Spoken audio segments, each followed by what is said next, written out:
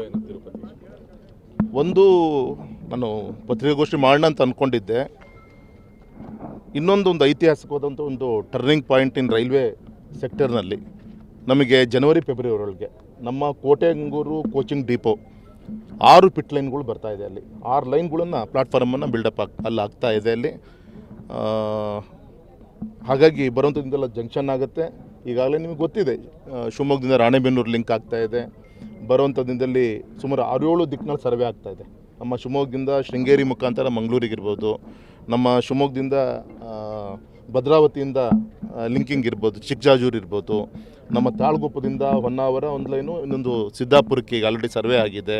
ಈ ರೀತಿ 4 ಬರುವಂಥ ದಿನದಲ್ಲಿ ಶಿವಮೊಗ್ಗಕ್ಕೆ ಒಂದು ಅತ್ಯುತ್ತಮವಂಥ ರೈಲ್ವೆ ಕ್ಷೇತ್ರದ ಒಂದು ಕೇಂದ್ರ ಆಗುತ್ತೆ. ಹಾಗಾಗಿ ಇದಕ್ಕೆ ಪೂರಕವಾಗಿ ನಮ್ಮ ಕೋಟೆಂಗೂರು ಕೋಚಿಂಗ್ ಡಿಪೋ ಸುಮಾರು ಒಂದು 100-150 ಕೋಟಿ ಖರ್ಚು ಮಾಡಿ ಅಲ್ಲಿ ಅಭಿವೃದ್ಧಿ ಮಾಡ್ತಾಯಿದ್ದೀವಿ. ಈಗಾಗಲೇ ನಿಮ್ಗೆ ಗೊತ್ತಿದೆ, ಬೆಂಗಳೂರಿನಲ್ಲಿದೆ, ಮೈಸೂರಿನಲ್ಲಿದೆ, ಹುಬ್ಳಿಲಿದೆ. ಇದು 4ನೇ ಕೋಚಿಂಗ್ ಡಿಪೋ ನಮ್ಮ ಶಿವಮೊಗ್ಗದಲ್ಲಿ ಇವತ್ತು ಆಗ್ತಾ ಇರೋದು. ಒಂದು ಟ್ರೈನ್ ಒಂದು 3000 ಅವರ್ಸ್ ರನ್ ಆದಮೇಲೆ ಅದು ಸರ್ವಿಸಿಗೆ ಇಲ್ಲಿಗೆ ಬರಬೇಕಾಗತ್ತೆ. ಸೊ ಅದರ ಲಾಭ ನಮ್ಮ ಈ ಭಾಗದ ಮಧ್ಯ ಕರ್ನಾಟಕದ ಜನರಿಗೆ, ನಮ್ಮ ಶಿವಮೊಗ್ಗ ಕ್ಷೇತ್ರದ ಜನರಿಗೆ ಇದು ಅನುಕೂಲ ಆಗುತ್ತೆ. ಸೊ ಈಗ ಆಲ್ರೆಡಿ ಟೆಂಟೇಟಿವ್ ಆಗಿ ಹೋಮ್ವರ್ಕ್ ಆಗಿದೆ. ಜನವರಿಯಿಂದ ಬೆಂಗಳೂರು ಮತ್ತು ಮೈಸೂರು ಪ್ಲ್ಯಾಟ್ಫಾರ್ಮನ್ನು ಟ್ರಾಫಿಕ್ ಕಂಜೆನ್ಸಿನ ಕಮ್ಮಿ ಮಾಡಲಿಕ್ಕೆ ಶಿವಮೊಗ್ಗ ಯಾವ್ಯಾವ ಡೈವರ್ಟ್ ಮಾಡಬೇಕು ಅಂತ ಪ್ಲ್ಯಾನ್ ಆಗಿದೆ. ಅದ್ರ ಪ್ರಕಾರ ಈಗಾಗಲೇ ಶಿವಮೊಗ್ಗ ತಿರುಪತಿ ಒಂದೇ ಭಾರತ ಆದಿಕಲ್ ಯೋಜನೆ ಆಗಿದೆ. ಮತ್ತು ಶಿವಮೊಗ್ಗದಿಂದ ಗೌಹಾತಿ, ಶಿವಮೊಗ್ಗದಿಂದ ಚೆನ್ನೈ, ಶಿವಮೊಗ್ಗದಿಂದ ಕೇರಳಕ್ಕೆ, ಈ ರೀತಿ ಒಂದು 5-6 ರಾಜ್ಯಗಳಿಗೆ ನಾಳೆ ಜನವರಿ ಫೆಬ್ರವರಿಯಿಂದ ಇಲ್ಲಿಂದ ಲಾಂಚ್ ಮಾಡಬೇಕು ಅಂತೇಳಿ ಈಗಾಗಲೇ ರೈಲ್ವೆ ಇಲಾಖೆಯಲ್ಲಿ ಚಿಂತನೆಗಳು ಆಗ್ತಾ ಇದೆ.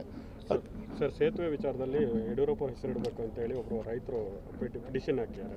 ಇನ್ನೊಂದು ಕಡೆ ಅದನ್ನು ಸಿಗಂದೂರು ಅಂತ ಹೆಸರಿಡಬೇಡಿ, ಅದು ಬೇರೆ ಇದಕ್ಕೆ ಹೋಗ್ತಾ ಇರೋದು, ಬೇರೆ ಹೆಸರು ಅಂದರೆ ಸಾಂವಿಧಾನಿಕವಾಗಿ ಏನು ಹೆಸರಿಡ್ಬೋದು ಅದನ್ನ ಇಡಿ ಅಂತೇಳಿ ಒಂದು ಅಲ್ಲಿ ಒಬ್ಬೊಬ್ಬರು ಅವರು ಒಂದು ಅವರವರ ಅಭಿಪ್ರಾಯಗಳನ್ನು ಹೇಳಿದ್ದಾರೆ. ನೋಡೋಣ, ಮುಂದೆ ಇದರ ಇಡುವಂಥ ಅಧಿಕಾರ ಇರೋದು ರಾಜ್ಯ ಸರ್ಕಾರಕ್ಕೆ. ನಮ್ಮ ಅಭಿಪ್ರಾಯನೂ ಕೂಡ ನಾವು ಹೇಳಿದ್ದೀವಿ.